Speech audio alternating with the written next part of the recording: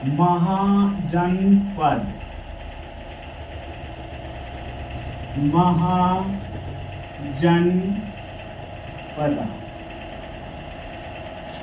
महाजनपद। तो देखिए 16 महाजनपद के उदय के बारे में हम लोग पढ़ेंगे, किस तरह से 16 महाजनपद का उदय हुआ। 16 महाजनपद का उदय कैसे हुआ। छोटा सा कबीला, एक छोटा सा कबीला बड़ा हुआ। जब एक छोटा सा कबीला क्या होता है, बड़ा हो जाता है, जब वो बड़ा बन जाता है तो जन बन जाता है। जब एक छोटा सा कबीला जब बड़ा बन जाता है तो जन बन जाता है। अगर ये उससे बड़ा हुआ तो जनपद। जब ये कबीला उससे बड़ा होता है, पहले जन बनता है और जन से जब बड़ा होता है तो ये जनपद बन जाता है।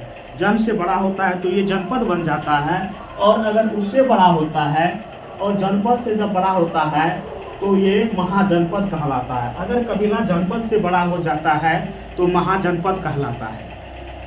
देखिए कि 6ठी शताब्दी बीसी में आर्थिक सामाजिक प्रगति ने राजनीतिक जीवन को विस्तार किया। कि 6ठी शताब्दी में क्या हुआ कि ऐसे समाज में बदलाव आए जो हम पढ़े कि हड़प्पा सभ्यता और जब वैदिक सभ्यता या उत्तर वैदिक सभ्यता या धार्मिक आंदोलन पढ़े तो उसमें हम प्रमाण के रूप में पढ़े। और देखिए जो महाजनपद है इसमें क्या प्रमाण है कि अंगुत्तर निकाय जो बौद्ध ग्रंथ कहलाता है। अंगुत्तर निकाय क्या कहलाता है, ये बौद्ध ग्रंथ कहलाता है। और जैन ग्रंथ भगवती सूत्र, अंगुत्तर निकाय बौद्ध ग्रंथ के अनुसार और भगवती सूत्र जैन ग्रंथ के अनुसार 16 महाजनपद के उदय के बारे में पता चलता है। अगर हम 16 महाजनपद के बारे में जानकारी हमें विस्तार से चाहिए तो हमें 2 ग्रंथ को पढ़ना पड़ेगा। एक अंगुत्तर निकाय जो बौद्ध ग्रंथ कहलाता है और एक भगवती सूत्र जो जैन ग्रंथ कहलाता है। अगर हम दोनों का अध्ययन करेंगे तो हम 16 महाजनपद के बारे में विस्तार से जानेंगे। आइए देखिए कि जो उस समय में एक राजतंत्र होता था जो शासन राजा के द्वारा, हम ऐसा जानते हैं पहले से जब शासन राजा के द्वारा चलाया जाता है तो वो राजतंत्र कहलाता है। और गणतंत्र जो है ना शासन गण के द्वारा या संघ के द्वारा होता है। इसी 16 महाजनपद में हम पढ़ेंगे कि एक ऐसा महाजनपद हमारे बिहार में हुआ था जो सबसे प्राचीन, जहां पर गणतंत्र हुआ था। देखिए अब 16 महाजनपद का जो लिस्ट है हम तैयार कर रहे हैं। महाजनपद और उसकी राजधानी, उस समय की राजधानी और आज का जो है आधुनिक स्थल और जो है मुख्य बिंदु देखेंगे। तो देखिए 16 महाजनपद में हम पहला लिख रहे हैं मगध। और मगध का जो राजधानी उस समय की थी राजगिरी।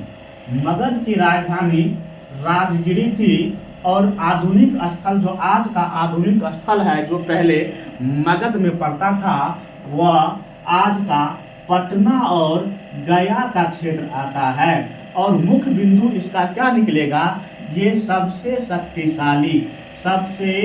शक्तिशाली महाजनपद थे।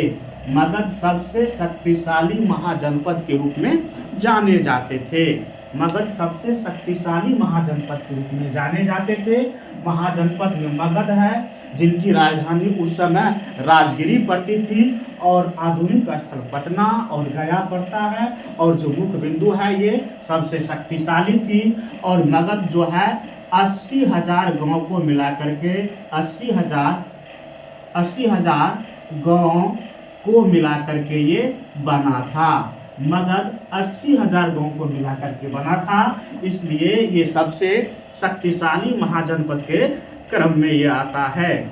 जो अंग है, अंग का राजधानी चंपा पड़ता है, जो चंपा था और उसका आधुनिक स्थल आज का भागलपुर और मुंगेर है।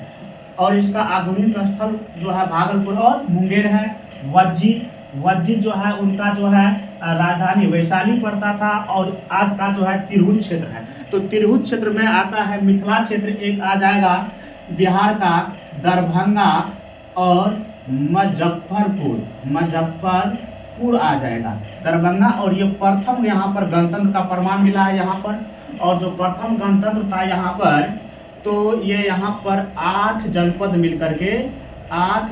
मिलकर के शासन किए थे। देखिए मगध अंग वज्जी ये तीनों बिहार में पड़ता है, बिहार का महाजनपद था। अब ऐसे भी इसे याद रखेंगे कि मगध अंग और वज्जी ये तीनों बिहार में पड़ता था। उसके बाद देखिए काशी, कौशल, मल, वत्स, कुरु, पंचाल, सुरसेन, चेदी, ये 8 है।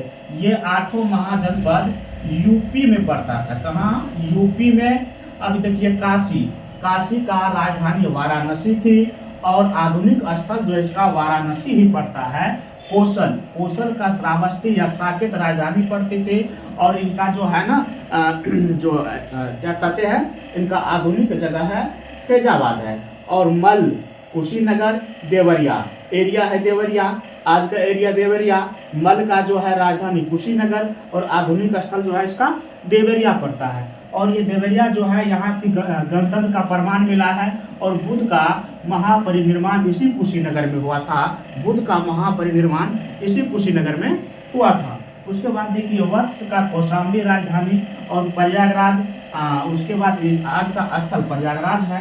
कुरु, कुरु का जो राजधानी था इंद्रप्रस्थ था और आधुनिक स्थल दिल्ली और मेरठ महाभारत में चर्चित है। महाभारत में जो चर्चित है कुरु, इंद्रप्रस्थ राजधानी पड़ता था। कुरु जो महाजनपद था महाभारत में इसके बारे में चर्चा हुई है। उसके बाद देखिए पंचाल, जो पंचाल है उसका जो है पंचाल का अहिछत्र राजधानी अहिछत्र और जो आधुनिक स्थल है इनका बदायूं, मेरठ उत्तर प्रदेश में, सुरसेन जो है मथुरा और मथुरा के आसपास के एरिया हो गया। और जो यहाँ सुनते हैं जो है क्या कहते हैं शिशुपाल को कृष्ण वध किया। चेदी जो है ना शक्तिवती इसका राजधानी है और ये इनका आधुनिक स्थल बुंदेलखंड पड़ता है। और ये सभी जो है 8 महाजनपद ये यूपी में पड़ता है और 3 महाजनपद मगध, अंग, वज्जी ये बिहार में पड़ता है और यह 8 उत्तर प्रदेश में पड़ता है।